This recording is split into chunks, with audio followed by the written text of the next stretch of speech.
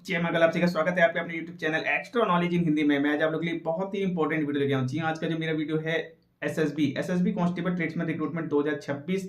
जी हाँ, online apply आप लोग के चल रहे हैं। बड़ी भर्ती 800 प्लस वैकेंसी आप लोग की निकल के आई हुई है। लास्ट डेट आप लोग की 20 अप्रैल 2026 रहने वाली है। फॉर्म यदि अप्लाई नहीं किया है, फॉर्म को अप्लाई कीजिए। फॉर्म अप्लाई कर दिया है, आगे की तैयारी में आप लोग लग जाइए। जी हाँ, बड़ी भर्ती है, कई ट्रेडों में वैकेंसी है, लेकिन इन सभी ट्रेडों में एक ट्रेड बहुत ही इंपॉर्टेंट है, वो है ड्राइवर। जी हाँ, ड्राइवर वालों के लिए बहुत ही सुनहरा मौका निकल के आया है। 553 वैकेंसी आप लोग की निकल के आई है।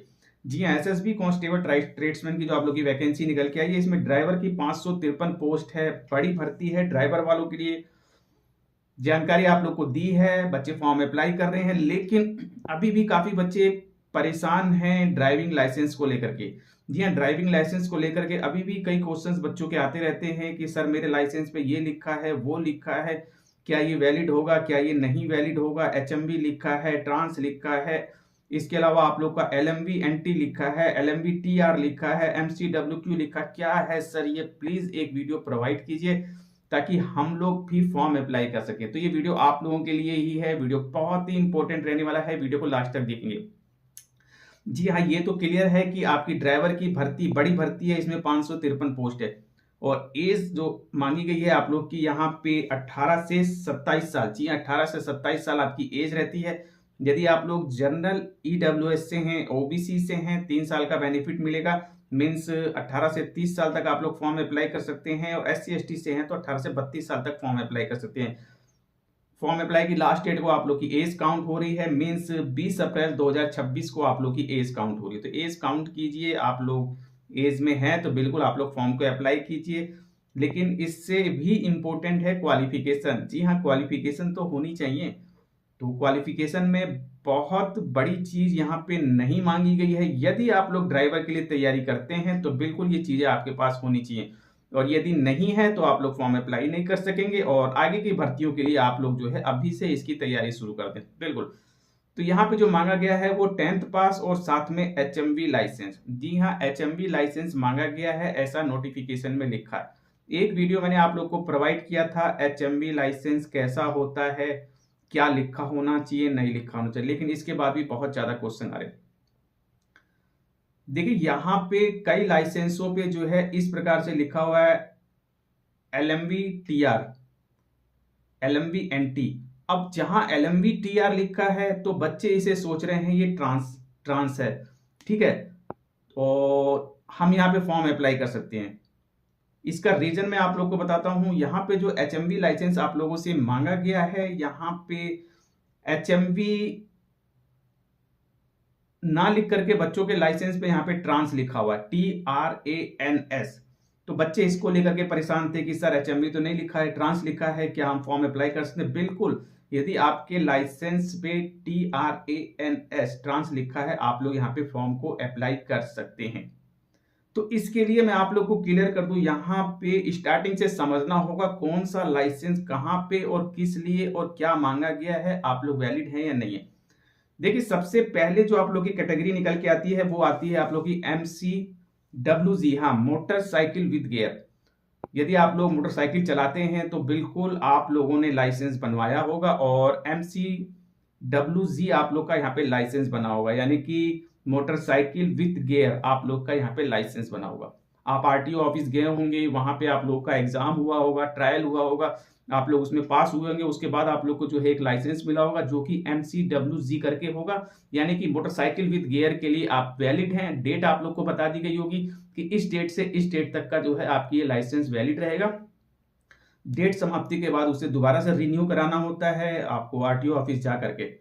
चलिए, तो MCWG लिखा है तो ये क्लियर है, मोटरसाइकिल के लिए आप इस फॉर्म को अप्लाई नहीं कर सकते। लेकिन इसके अलावा मैं आप लोग को क्लियर करूं, देखिए कैटेगरियां बहुत होती हैं। MCWG के अलावा MCWOG भी होती है और भी बहुत सी होती है, लेकिन मैं आपको कंफ्यूजन में नहीं लाना चाहता। जो इंपॉर्टेंट चीजें हैं वो आपको बताना चाहता हूँ। जी हाँ, इसके बाद जो मेन लाइसेंस होता है वो आपका होता है LMV। जी हाँ, LMV होता है light motor vehicle. Light motor vehicle आपका लाइसेंस होता है। LMV के दो LMV दो प्रकार का होता है, ये भी मैं आप लोगों को क्लियर कर दूं। जी हाँ, LMV NT और LMV TR। तो इस TR को लेकर के बच्चे परेशान हैं, सर ये ट्रांस है, क्या हम फॉर्म अप्लाई कर सकते हैं? जी नहीं। देखिए LMV-NT और LMV-TR दो प्रकार के होते हैं। LMV-NT का मतलब होता है कि LMV आपके पास लाइसेंस है, लाइट मोटर व्हीकल आप लोग चला सकते हैं, लेकिन नॉन ट्रांसपोर्ट। NT यानी कि नॉन ट्रांसपोर्ट आप लोग जो है लाइट मोटर व्हीकल चला सकते हैं। तो non transport light motor vehicle कौन से होते हैं? जैसे कि आपकी प्राइवेट गाड़ियां हो गई, कार वगैरह जो आप चलाते हैं, तो ये आपकी जो है LMV नॉन ट्रांसपोर्ट होती है, यानी कि उसको आप ट्रांसपोर्ट के यूज में नहीं ला रहे हैं, आप प्राइवेट यूज में ला रहे हैं, अपने घर के यूज में, बिल्कुल उस गाड़ी को आप लोग चला सकते हैं। तो वो LMV-NT होती है। लेकिन यदि आपके लाइसेंस पे LMV-TR लिखा हुआ है, तो यहाँ पे LMV-TR का मतलब होता है LMV ट्रांसपोर्ट। तो यहाँ पे आप लोग लाइट मोटर व्हीकल ट्रांसपोर्ट गाड़ियां भी चला सकते हैं, यानी कि जो हल्की गाड़ियां हैं और जो ट्रांसपोर्ट यूज में आती हैं वो भी आप चला सकते हैं। मीन्स जैसे कि आप लोग की ओला उबेर होती है, ठीक है, जो टैक्सियों के रूप में जो यूज हो रही है, ठीक है, ट्रांसपोर्ट के रूप में ओला हो गई, उबेर हो गई, या कोई प्राइवेट टैक्सियां वगैरह चलती हैं स्कूल कॉलेज वगैरह में, जो हल्की वाहन है, तो ये आप लोग के ट्रांसपोर्ट में आते हैं। तो यदि LMV-TR लिखा है तो सिर्फ आप लोग यहीं तक वैलिड हैं। इसके आगे आप लोग, ऐसा नहीं है कि ट्रांसपोर्ट लिख दिया तो आप लोग बस ट्रक और डंपर और ये सब चीजें चलाने लगेंगे, नहीं, ठीक है। तो ये आप लोग का मैंने LMV-NT और LMV-TR के बारे में बता दिया। यदि आपके लाइसेंस में LMV-TR लिखा है तो आप लोग ये पूरी तरीके से मान के चलिए फॉर्म नहीं अप्लाई कर सकते। क्यों? क्योंकि इसके बाद जो आपका आता है LMV के बाद में आप लोग को क्लियर कर दूं बनता है आपका HMV, ठीक है। तो 1 साल का डिफरेंस होता है इसमें, बिल्कुल 1 साल का अंतर आता है। 1 साल के बाद ही आप लोग का जो है HMV बनता है। HMV होता है आपका हैवी मोटर व्हीकल, ठीक है। हैवी मोटर व्हीकल आप लोग का हो गया। इसके अंतर्गत आप लोग के आते हैं बस, ट्रक, जी हाँ, बस, ट्रक, डंपर, इस प्रकार की चीजें, क्रेन, ये सब चीजें आप लोग की आती है, यानी कि जिनका की वेट 12,000 से ज्यादा का होता है वजन, वो गाड़ियां इसमें आती हैं। बस, ट्रक, डंपर, क्रेन, ये चीजें आप चलाते हैं, तो ये HMV आपकी होती है। यही चीजें आपसे मांगी गई है। अब इसके अलावा मैं आप लोगों को क्लियर कर दूं, यदि आपके पास TRANS है तो ये आपका जो है कंबाइंड लाइसेंस है। जी हाँ, इसमें आप लोग ट्रांसपोर्ट के साथ साथ हैवी व्हीकल लाइसेंस भी, ये हैवी गाड़ियां भी आप लोग चला सकते हैं। जी हाँ, 7,500 से 12,000 तक के जो वजनी वाहन होते हैं ये आप लोग चला सकते हैं। तो ये ट्रांस जो है ये आपका कॉम्बो कॉम्बो लाइसेंस है, यानी कि आप लोग ट्रांसपोर्ट और हैवी दोनों चला सकते हैं यहाँ पे। तो यदि आपके पास ट्रांस लिखा हुआ है तो बिल्कुल आपसे जो HMV मांगा है वही चीज है, आप लोग पूरी तरीके से वैलिड है।